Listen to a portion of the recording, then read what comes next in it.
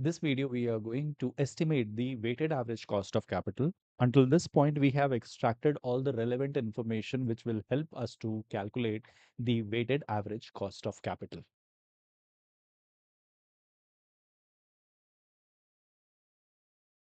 So let's come to our file, which is extra sheet. And there are two methodologies to replicate this file. So one is going in home. So that could be Alt H O, which is format. And if you see, you will find move or copy. So I press M. And of course, you can also use right click and move and copy. I select this, which is Alt C, which selects this control to create a copy. I want this file just between CFS and extra sheet. So I select this extra and I press OK. Here we have this extra in 2. I rename this file. So either I can double click or again I can go through Alt H O home and rename the sheet. So the file name will be named as DCF, which is again discounted cash flow. Now, in this sheet, which is of DCF, we come to row number 5. I select this row. I select the cell style and change it to header. In cell number A5, I hardcode weighted average cost of capital in bracket WACC. So this is what where we will calculate the WACC first of all, and we will also calculate the FCFF in the subsequent video. The cell number C6 will have risk-free rate, then credit risk premium. In cell number B8, we have pre-tax cost of debt. I select B8 to E8, change the cell style to subtotal. I select all these three cells, which is E6 to E8, and change the cell style to percentage. Now let's get this risk-free rate from input and calculation sheet. So two ways, either I can copy and link it, or I can just press equals to, I go to input and calculation and select a risk-free rate and I press enter. I press equals to in cell number E7 for credit risk premium. I select this credit risk premium E21 for input and calculation, and here we have credit risk premium.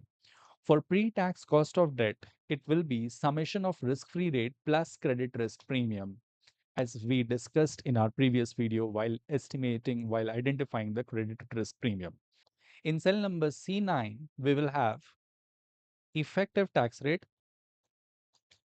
Cell number B10, we will have post-tax cost of debt. I select the array, which is B10 to E10, and change the cell style to subtotal. I change this to again, which is E9 and E10 to percentage. First of all, I go to my input and calculation so that I can see where we can find this effective tax rate, because this information is not available here in input and calculation. I scroll down and I open the section which is between row number 48 and 56. And here we have tax rate. And we are going to select this, which is J55 of input and calculation sheet. I copy this. I go to DCF. In cell number E9, I pay special as link. And here we have effective tax rate. For post-tax cost of debt, it will be equals to pre-tax cost of debt multiplied by, start the bracket, 1 minus effective tax rate, because the tax rate will help us to reduce the tax cost, which will be a benefit for the company. So that is the reason the post-tax cost of debt is generally lower compared with pre-tax cost of debt. We come to cell number E11, C11, we write beta, and then we write equity risk premium. So beta in cell number C11, equity risk premium in C12. We don't want this to be in bold, so I'm pressing Control B to unbold it. I come to this cell, which is cell number E11. I know where the beta is, which is in input and calculation. I press equals to, I go to input and calculation. I scroll up. I select cell number E22 and I press tab. Here we have beta. Then we have equity risk premium. I press equals to. I go to input and calculation, and here we have equity risk premium. I press tab. Here we have equity risk premium. I change the cell style for equity risk premium, but I do not do the same thing for beta. Now I come to cell number B13 and I write cost of equity. I select the array which is B13 to E13, change the cell style to subtotal. I come to cell E13, I press equals to, which is going to be risk-free rate plus the beta multiplied by equity risk premium. I press enter and change the cell style for E13, which is cost of equity, to percentage. And here we have cost of equity for us. Now, basically, the WACC is going to be post-tax cost of debt multiplied by weight of debt and plus cost of equity multiplied by weight of equity. Now, to calculate WACC, we will estimate the weight of equity and weight of debt. So let's get the market value of equity, which is in cell number E14, and then we will have total debt. Now, since in our last video, while estimating or identifying credit risk premium, we discussed that there is no publicly debt available for Britannia. So since there is no market value of debt, which we can also say the total market value of the bonds issued by the company, plus adding any other debt issued by the company or loan taken by the company. So in this case, we will only refer for total debt, we will refer to the total debt which is already present in the balance sheet.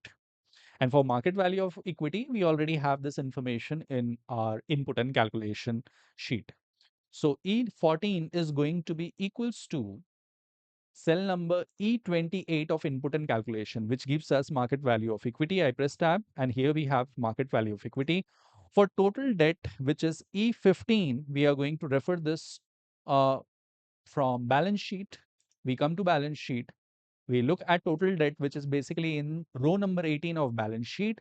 So cell number J18 is going to be our cell reference, which is basically the recent debt of the company, which is 1246.5. I press tab and here we have total debt. Now we are going to calculate the total capital in cell number B16.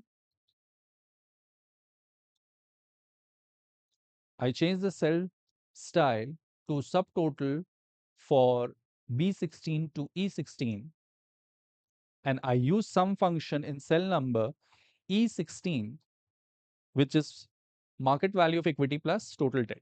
So I come back to cell number C17 and I hard code weight of equity and we say weight of debt. And in cell number B19, we will have WACC. Cell number B19 to E19, we change the cell style not to subtotal but to total. So this one. So we come to cell number E17, which is weight of equity. So market value of equity divided by total capital. I press enter, change the cell style to percentage. Weight of debt is going to be 1 minus weight of equity because the company has not issued any other source of finance or any other instrument, which, for example, we don't have any preference shares in this case. So these are the two sources of capital which the company has, and we have also estimated what identify and we have also identified what is the weight of equity and weight of debt. Let's come and calculate WACC, which is weighted average cost of capital, which is going to be equals to the weight of equity multiplied by cost of equity, E17 into E13, weight of debt into post-tax cost of debt, which is E18 into E10. And I press enter, change the cell style to percentage, and here we have WACC. Now, because while estimating or basically discounting the future economic benefits, WACC will be used as our discount rate, right?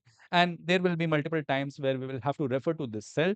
So we are going to change the name of this cell to WACC. So I come to cell number E19, change the name to WACC and press enter. And here when we change it, we can see this is referring to the cell E19. Let us check once again. If I press equals to any random cell equals to WACC, it automatically links to this cell which is E19. As you can see, it is shaded. Now let's come to cell number F19 and hard code WACC and press enter. Change this cell style to cell name so that the user is aware that WACC value, which is E19, is already having a cell name of WACC. So this marks the completion of estimating or calculating WACC. I hope you are clear with this video. If you have any question, drop that in comment box. Thank you.